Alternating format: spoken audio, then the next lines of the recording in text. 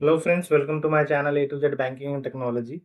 और आज मैं आप सबके लिए एक बहुत ही इंटरेस्टिंग टॉपिक लाया हूँ जहाँ पे हम बात करने जा रहे हैं कि जो इनिशियल रोल है क्रेडिट में एज ए क्रेडिट ऑफिसर और सीपीए जिसे हम बोलते हैं, तो इस रोल से हम अपने आप को कैसे कन्वर्ट कर सकते हैं एज ए बीसीएम या क्रेडिट मैनेजर जिसे हम बोलते हैं। तो पहले हम अंडरस्टैंड करते हैं कि एज ए सीपीए आपकी क्या एक्टिविटीज़ होती हैं, क्या काम आप एज ए सीपीए करते हैं। तो सीपीए जनरली आप किसी भी ऑर्गेनाइजेशन में देखेंगे तो कुछ लिमिटेड टास्क होते हैं, कहीं कहीं वरी कर सकता है, बट जनरली मोरलेस यही काम होता है। फॉर एग्जांपल एक लॉगिन करता है वो बंदा, लॉगिन जो भी चेकलिस्ट दी गई है लॉगिन चेकलिस्ट के हिसाब से उसे वो वेरीफाई करते हैं कि प्रॉपर डॉक्यूमेंट आए हैं या नहीं आए हैं। देन उसके बाद लॉगिन करने के बाद वेरिफिकेशन जो होती हैं अलग अलग टाइप की, जैसे आपका सिविल हो गया, आपका लीगल हो गया, वैल्यूएशन हो गया, वेरिफिकेशंस इनिशिएट करते हैं। देन उसके बाद ये कोऑर्डिनेशन करते हैं वेंडर्स के साथ, जितने भी वेंडर्स होते हैं आपके क्रेडिट के, उनके साथ रिपोर्ट मंगवाना, रिपोर्ट में करेक्शन करना और ऑन टाइम रिपोर्ट को डिलीवर कराना। इसके बाद हमारा जो ये इनका टास्क रहता है वो होता है कैम्प प्रिपरेशन। कैम्प प्रिपरेशन क्या होता है, जिसमें जो भी आपके डॉक्यूमेंट्स, जो भी आपके पॉलिसी हैं उसके हिसाब से आपका केस कितने उसके लिए एलिजिबल हो रहा है, कितने लोन अमाउंट के लिए एलिजिबल हो रहा है, क्या पॉलिसी फॉलो करेंगे इसमें, क्या इसमें एलिजिबिलिटी क्राइटेरिया रहेगा। तो इनिशियल लेवल पे ये जो सीपीए है उस चीज़ को बनाता है। कई जगह पे ये रिकमेंडेशन नोट को भी रेडी करते हैं। रिकमेंडेशन नोट जो है वो बेसिकली एक वर्ड फाइल है जहाँ पे इंटायरली क्रेडिट, इंटायरली जो प्रपोजल है उसके रिगार्डिंग डिस्कशन होता है कि कस्टमर क्या काम करता है, कस्टमर की क्या मंथली इनकम है, क्या बिजनेस बैकग्राउंड है।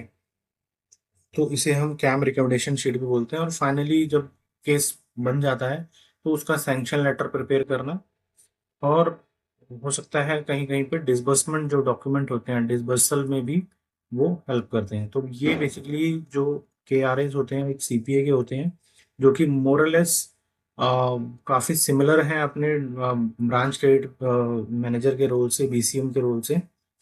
बट इसमें क्या और ऐसा ऐड किया जाए कि वो एज ए बीसीएम एक्ट कर पाए किसी कंपनी में और एज ए बीसीएम टास्क कर पाए। तो चलिए डिफरेंस देखते हैं कि बीसीएम क्या एडिशनली करता है इन सब टास्क के अलावा। तो बीसीएम का प्राइम रोल क्या होता है, वो होता है उसका decision making. Decision making on cases के, वो केस क्या है, डिसीजन मेकिंग करता है वो कि केसेस होने वाला है या नहीं होने वाला है। दूसरा वो करता है physical PD, physical PD with customer, के कस्टमर से क्या क्वेश्चन पूछना है और क्या नहीं पूछना है, और किन चीज़ों पे फोकस रखना है और किन चीज़ों को अवॉइड करना है। देन वो करता है उसके बाद आपका रिकमेंडेशन ऑफ केसेस।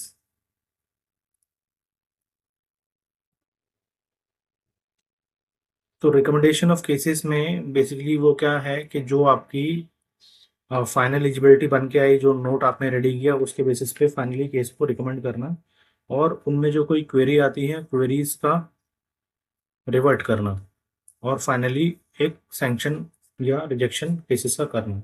तो ये मेजर तीन पैरामीटर हैं जो एक बीसीएम के रोल्स में होते हैं। बट ये बोलने में काफ़ी तीन लग रहे हैं, बट ये काफ़ी मेजर रिस्पॉन्सिबिलिटीज होती हैं, क्योंकि डिसीजन मेकिंग जो है वो काफ़ी टफ टफ और एक्सपीरियंस्ड वाला जॉब है। बिकॉज आपको हर प्रोफाइल जो है वो एक अलग अलग पैटर्न से आता है, हर प्रोफाइल में कुछ नई डिफिकल्टीज आती हैं। तो उसके चैलेंजेस को देखते हुए और उस चैलेंजेस को मिटिगेट करते हुए आपको केस पे डिसीजन लेना होता है कि भैया ये केस होने वाला है या नहीं होने वाला है।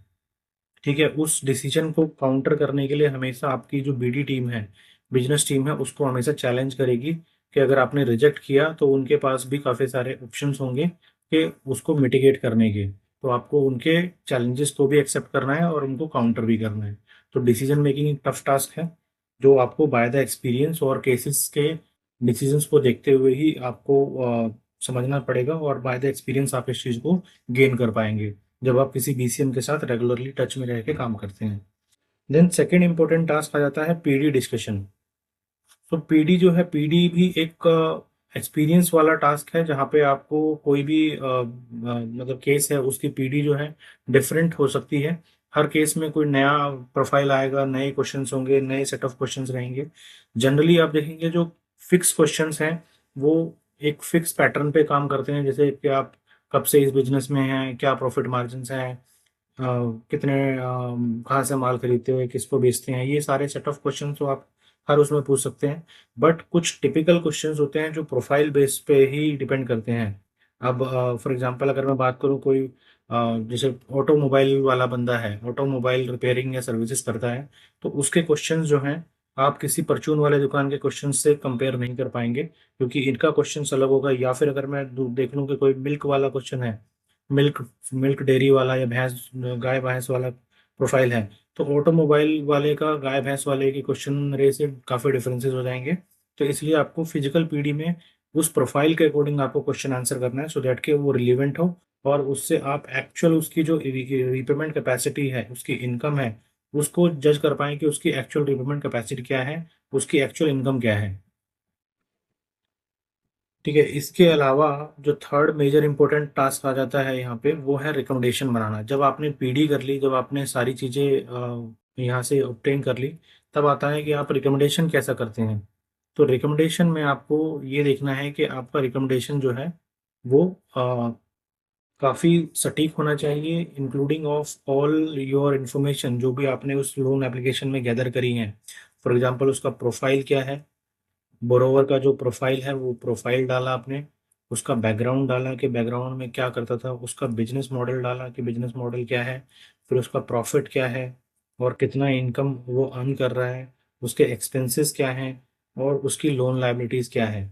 देन उसके बाद आपने उसके फैमिली डिटेल डाला, फिर उसके एग्जिस्टिंग जो ओब्लिगेशंस है उसके बारे में बताया, और आप क्या लोन प्रपोज कर रहे हैं और कितना फायर बन रहा है, अगर सिक्योर्ड लोन का केस है तो कितनी एलटीवी बन रही है वो, देन उस केस में डेविएशंस क्या हैं, उसके आपने कैसे मिटिगेट किया है, फिर उसमें सैंक्शन कंडीशन क्या है, और फाइनली केस में क्या स्ट्रेंथ है वो आपने डाल के उस केस को प्रपोज किया। ये सारे पॉइंट्स आपके रिकमेंडेशन नोट्स में होने चाहिए। सीक्वेंस आपका ऊपर नीचे हो सकता है, जैसे जैसे आपको ठीक लगे आप उसके हिसाब से सीक्वेंस कर रहे हैं, बट ये इंपॉर्टेंट जो फैक्टर्स हैं वो आपको इस प्रपोजल में रिकमेंड करके अपने जो सीनियर अप्रूविंग अथॉरिटी है उसको मेल करना होता है। तो ये जो एक्सपीरियंस है ये एज ए सीपीए शायद नहीं मिल पाता है, क्योंकि उनको ये अथॉरिटी नहीं होती रिकमेंडेशन करने की। बट समहाउ किसी कंपनीज में आपको ऐसा एक्सपीरियंस मिल पाएगा जहाँ पे आप इस चीज़ को प्रिपेयर कर पाएंगे। प्रिपेयर इन द सेंस कि आपने वो प्रिपेयर किया और फाइनली बीसीएम को भेज दिया, बीसीएम ने उसको आगे टेकअप किया, थोड़े मॉडिफिकेशन किए एंड देन उसके बाद आपने उनको सीसीएम को भेज दिया। तो इससे क्या होगा, आपको एक कॉन्फिडेंस बिल्ड होगा कि जी बीसीएम ने जो सिर्फ 10% जो मॉडिफिकेशन किया है, वो 10% मैं अपने आप अंदर डेवलप कर लेता हूँ, तो मैं कल को 100% उस केस को रिकमेंड करने लायक हो जाऊंगा। अब ऐसा नहीं होगा कि किसी एक केस पे आपने कर दिया और आप सोचें कि हर केस पे आप उसे ऐसे रिकमेंड कर पाएंगे। वो केस वाइज आपको एक्सपीरियंस लेना पड़ेगा, कम से कम 2 साल के आसपास आपको इस पर रिव्यू करना पड़ेगा कि किस केस में उन्होंने क्या चेंजेस किए हैं, क्या ऐसा मैंने मिस कर दिया जो उन्होंने ऐड ऑन किया है। तो वो देखते देखते आप उनके पीडीज में, उनके रिकमेंडेशन में और उनके डिसीजन मेकिंग में पैटर्न को फॉलो करते जाएंगे, तो एक दिन आप जरूर बीसीएम के रोल पे बन पाएंगे। तो गाइस इस तरह के मैं जो चेंज वो है व्यूज हैं वो आपको देता रहूंगा, जो आपको एज ए बीसीएम एक्ट करने में काफी हेल्पफुल रहेंगे। आज के लिए इतना ही, अगली वीडियो में आपके लिए कुछ और नया लेके आऊंगा इसी से related. Till then, thank you.